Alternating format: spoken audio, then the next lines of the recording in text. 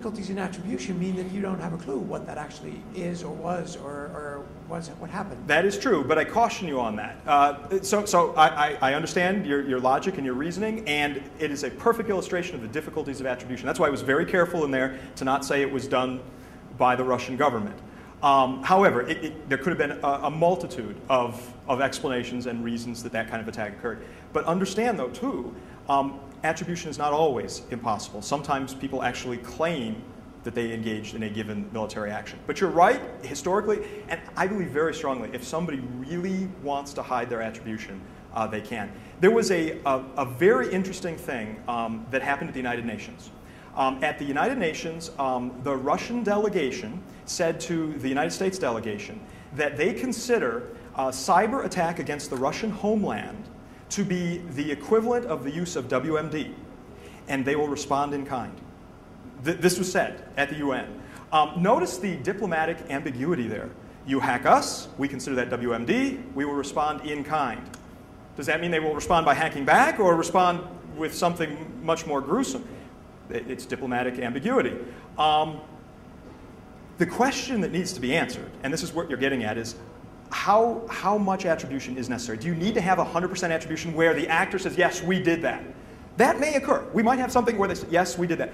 By the way, there were some reports that came out a couple months ago where somebody working in the Kremlin did say that they were helping to orchestrate part of the Estonian attack. This was reported in the New York Times. Somebody did say that. I don't know about the veracity of those claims, but that was said and reported in the Times. So we do have that possibility of somebody actually outright saying, we did that. But short of that, there are debates going on now of somebody saying, unless we've got an admission of guilt, we can't respond in kind because of concerns of the ABC situation I brought up earlier. Yeah. Good point, sir. Thank you. Other questions, or do we have time? I think there's a question over here if we have time. Well, that will be, we've got 5 minutes. OK, 5 minutes, you sure? All right, good.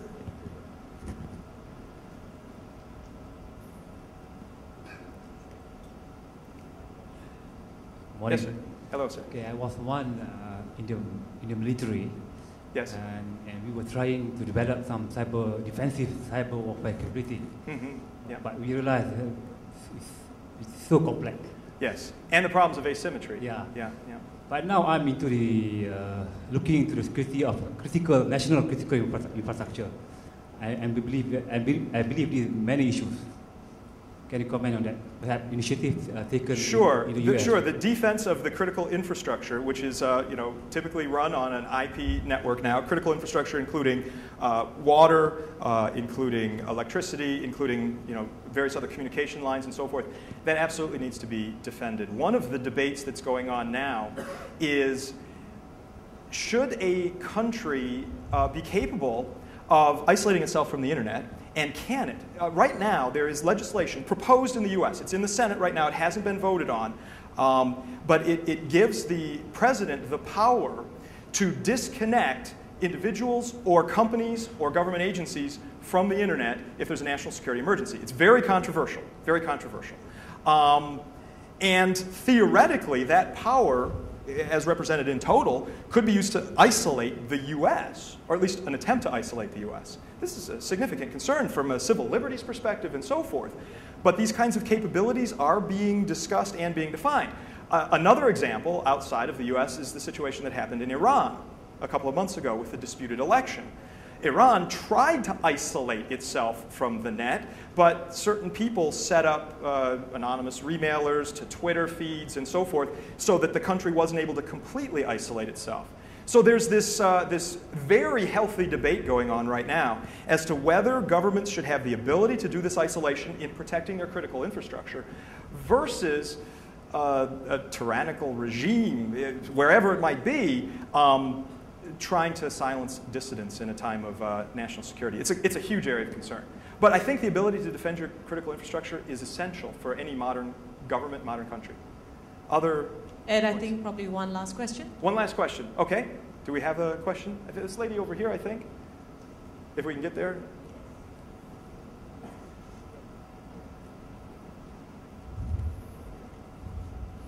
Hi. OK. Yes. About the military topic.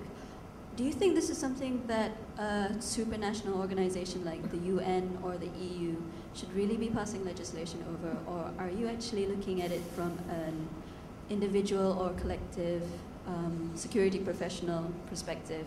And if it's the latter, what exactly are you expecting? Wow, that's a great question. Should this be something that the United Nations weighs in on and defines some rules for? Or should it be something left to nation states? Or is it something that individuals should focus on for information security professionals?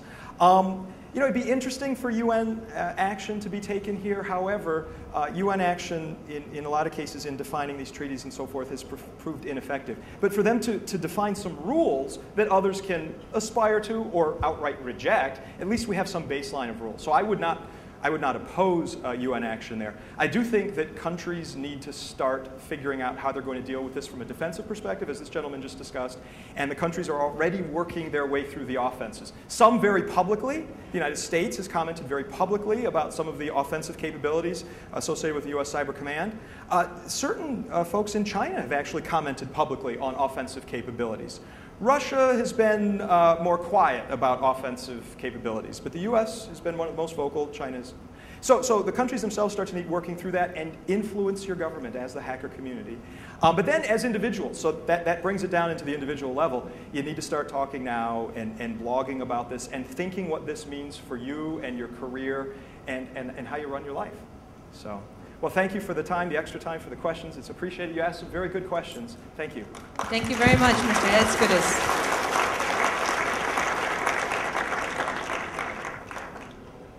Ladies and gentlemen, we will now set up the stage for our second keynote speaker this morning, and please allow us 5 minutes and we will kickstart thereafter. Thank you.